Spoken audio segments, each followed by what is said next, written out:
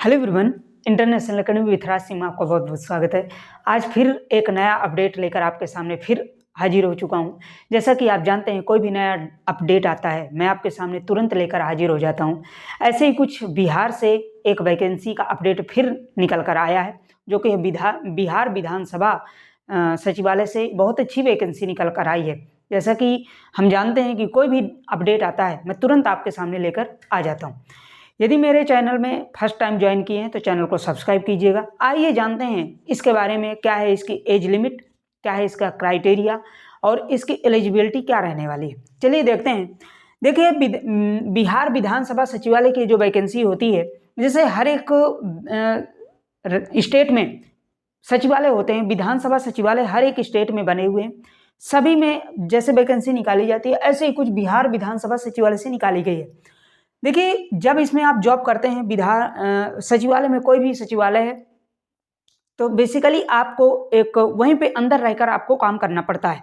ठीक है, कहीं मतलब अगर आपको मान लीजिए सिक्योरिटी गार्ड लगाया गया, तो वहाँ पे एक जैसे सिक्योरिटी गार्ड होते हैं, तो वहाँ पर आपको केवल सचिवालय के अंदर ही आपको पूरा काम करना पड़ेगा। ठीक है, देखिए अप्लाई डेट बात करते हैं तो इसकी अप्लाई डेट होने वाली है 1/1/2024 से इसकी अप्लाई डेट होगी, जो कि इसका नोटिफिकेशन 2023 में आया है। अभी आज 30 तारीख है, 30 दिसंबर 2023, जो कि इसका नोटिफिकेशन आज आ चुका है। ठीक है, अप्लाई डेट इसकी 1/1/2024 इसकी अप्लाई डेट है। और लास्ट डेट की बात करें तो 21/1/2024 इसकी लास्ट डेट होने वाली है। लगभग ये कहें कि 20 दिन का हम लोग को समय मिलने वाला है। 20 दिन के बीच में आप फॉर्म भर पाएंगे। मैं आपको बताया हूँ कि फॉर्म आप कब, कोई भी फॉर्म है, कब फिलअप आप किया करिए, जब आप सपोज दैट इसका नोटिफिकेशन अभी आया है 1/1 से अप्लाई होने जा रहे हैं, तो आप लगभग 5 तारीख के बाद और लगभग 15 के पहले, लगभग 10 दिन के बीच में आप इसको अप्लाई कर, कोई भी फॉर्म है तब किया करो। क्योंकि मान लीजिए कोई अगर साइड में अपडेट आता है, कोई वहाँ से अपडेट आता है, कोई जहाँ से वैकेंसी निकाली गई है, मान लीजिए सचिवालय से अपडेट कोई आया, तो आपके बाकायदे साइड में अपडेट कर दिया जाता है। ठीक है, तुरंत फॉर्म नहीं भरना चाहिए, 2-4 दिन हमें डिले करके फॉर्म भरना चाहिए और लास्ट डेट के 2-4-5 दिन पहले भरना चाहिए, क्योंकि साइट फिर बहुत बिजी चलने लगती है। इस वजह से हो सकता है आपका फॉर्म ना भर जाए। इस वजह से हमको ऐसे समय पे भरना चाहिए। ठीक है, मिडिल टर्म में, मिडिल डे में इनको फॉर्म को फिलअप करना चाहिए। बात करते हैं टोटल पोस्ट की बात।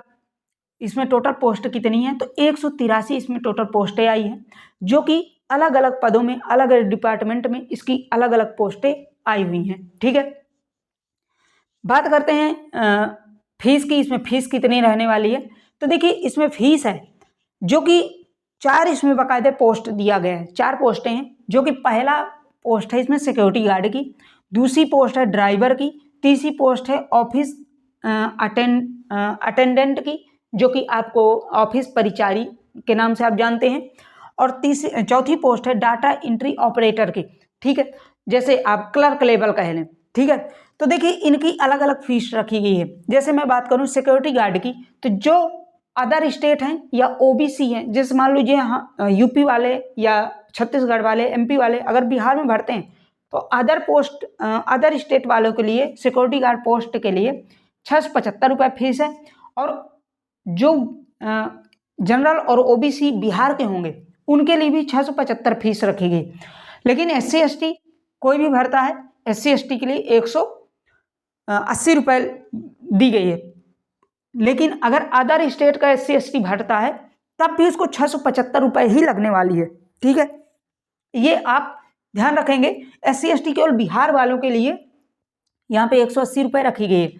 बात करते हैं ड्राइवर और ऑफिस अटेंडेंट की, तो देखिए ड्राइवर ऑफिस अटेंडेंट वालों के लिए 400 रुपये है यदि अदर स्टेट का भी भरता है, और बिहार का है, जनरल ओबीसी का है, तो 400 रुपये उसको लगने वाली है। SC ST की बात करें तो 100 रुपये है, जो कि केवल बिहार वाले जो भी होंगे SC ST उन्हीं के लिए ये 100 रुपये फीस रखी गई।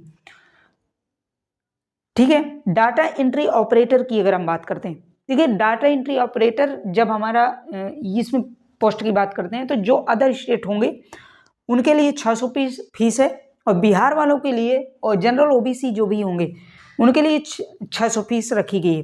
लेकिन SC/ST की बात करें बिहार वालों के लिए तो 150 रुपये है। ये आप विशेष ध्यान रखेंगे। ये फीस का डिस्ट्रीब्यूशन जो किया गया है अलग अलग स्टेट के लिए और SC/ST जनरल OBC के लिए बिहार के लिए अलग अलग तरीके से यहाँ पे दिया गया। मैं आपको पूरा यहाँ पे समझा दी हूँ, ठीक है। ये आप ध्यान रखेंगे। बात करते हैं एज लिमिट की बात है। अब एज यहाँ पे कैसे होती है, देखिए एज की अगर हम बात करते हैं तो 18 से 25 साल के लिए एज है। दो तरीके से इसमें एज दिया गया है। सिक्योरिटी गार्ड के लिए जो वहाँ पे सिक्योरिटी गार्ड के लिए अप्लाई करेंगे उनके लिए 18 से 25 साल के लिए, लेकिन ड्राइवर, ऑफिस अटेंडेंट और डाटा एंट्री ऑपरेटर के लिए इनके लिए जो एज रखी गई है 18 से 37 साल है। लगभग काफ़ी ज़्यादा इसमें एज का क्राइटेरिया रखा गया। 18 से 37 साल वाले केवल 3 पोस्ट में भर पाएंगे, जो कि है ड्राइवर और ऑफिस अटेंडेंट और डाटा ऑपरेटर के लिए, ठीक है। डाटा एंट्री ऑपरेटर के लिए 18 से 37 वाले ही भर पाएंगे, लेकिन सिक्योरिटी गार्ड के लिए 18 से 25 साल है।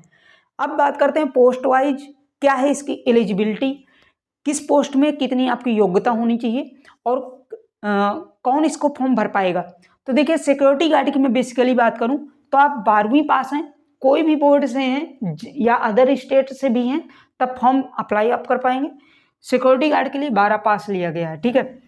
डाटा एंट्री ऑपरेटर के लिए जो है वो भी 12 ही पास है, लेकिन इसमें आपको टाइपिंग मांगा गया है 8000 वर्ड पर मिनट प्रति घंटा के हिसाब से, ठीक है। 1 घंटे में आप 8000 वर्ड वहाँ पे टाइपिंग टेस्ट होगा, इसको आप भर लेंगे। अगर आपकी टाइपिंग टेस्ट है, टाइपिंग आपको आती है तो आप डाटा एंट्री ऑपरेटर में आप भर सकते हैं। 12वीं पास आपको होना चाहिए।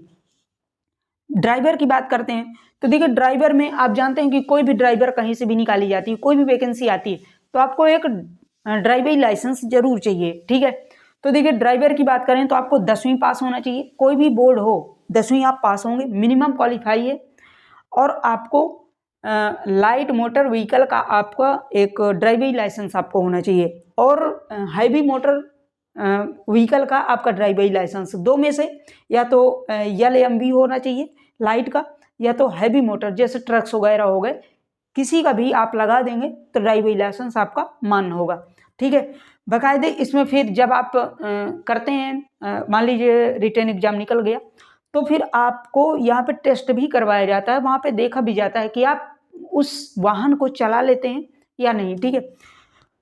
ऑफिस अटेंडेंट की बात करें, ऑफिस परिचारी की बात करें, जिसको लगभग वहाँ पे जो भी फाइल को आदान प्रदान करता है, अंदर ही एक स्वसेविका हुई, मतलब सभी को वो देख रेख ही करता है। कोई भी काम होता है तो इसी को दिया जाता है, ठीक है, नॉर्मल काम या बाहर का काम। तो इसको 10वीं पास चाहिए। नॉर्मल कोई भी इसमें टाइपिंग नहीं है, कुछ भी नहीं है, आपको लगभग 10वीं पास होना चाहिए, ठीक है। अब देखिए कुछ सिलेक्शन के बारे में मैं आपको बता दूं कि इसका सिलेक्शन कैसे होगा। तो देखिए सबके लिए अलग अलग किया गया, आप नोटिफिकेशन में पढ़ लेंगे। डाटा एंट्री ऑपरेटर के लिए 10+2 है, तो उसमें GS और मैथ दिया गया है।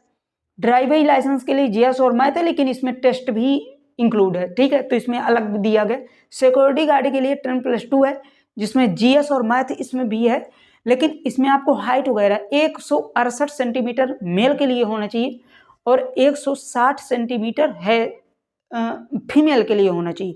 ऐसे कुछ इसमें हाइट का भी प्रावधान रखा गया है, ठीक है। और मैं सबसे बात बता दूं कि जो ऑफिस अटेंडेंट है, ये जो सबसे लास्ट में पोस्ट रखी गई है ऑफिस परिचारी, इसका कोई भी रिटन एग्जाम नहीं है। आप फॉर्म भरेंगे, अदर स्टेट के हैं तो 400 रुपये लगेगा और वहीं के हैं तब भी आपको 400 ही रुपये लगने वाला है। मैं आपको बताया था ना, हाँ, ड्राइवर ऑफिस अटेंडेंट के लिए 400 रुपये लगने वाला है। SC/ST हैं अगर बिहार के तो आपको 100 रुपये लगेगी। लेकिन इसको आप जाएंगे, फॉर्म भरेंगे और वहाँ पे आपको सचिवालय में इंटरव्यू होगा। बाकायदे वहाँ के जो ऑफिसर होंगे, जो भी वहाँ के जो इंटरव्यूअर होंगे, वो आपका इंटरव्यू लेंगे और इंटरव्यू के बेस में ही आपका सिलेक्शन हो जाएगा, ठीक है। तो बहुत अच्छी वैकेंसी है, अगर आप भरना चाहें तो भर सकते हैं। मैं आपके लिए अपडेट हमेशा ये लाता रहता हूँ। सिलेबस देखिए, मैं कुछ एक सिलेबस ही लिखा हूँ, सिक्योरिटी गार्ड का ही सिलेबस है, जो कि मैथ और GS के हैं। 50 क्वेश्चन आएंगे, 50-50 के।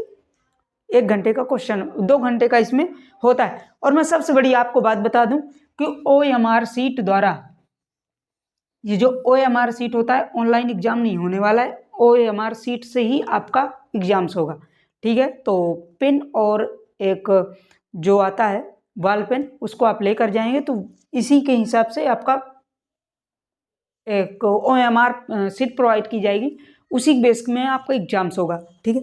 तो ये रही आपकी आज की इंक्वायरी विधानसभा सचिवालय से, जो कि आप बहुत अच्छी तरीके से जान चुके होंगे कि क्या है इसमें एज लिमिट, क्या है क्राइटेरिया, फिल कब से होंगे, पूरा A to Z हम डिस्कशन कर लिए हैं, ठीक है। इसके सिलेबस की बात है तो सिलेबस आप नोटिफिकेशन में एक बार जरूर देख लीजिए, सबका सिलेबस अलग अलग दिया है। मैं फिर से बता रहा हूँ, सबके पूरे सिलेबस अलग अलग है, ठीक है। चलिए अब नेक्स्ट सेशन में मिलते हैं, कोई भी नया अपडेट आता है तो फिर से मैं लेकर आपके सामने आऊँगा। फर्स्ट टाइम अगर ज्वाइन किए हैं तो चैनल को जरूर सब्सक्राइब कीजिए, और ताकि आप तक पूरे नोटिफिकेशन पहुँच सके। Okay, thank you so much.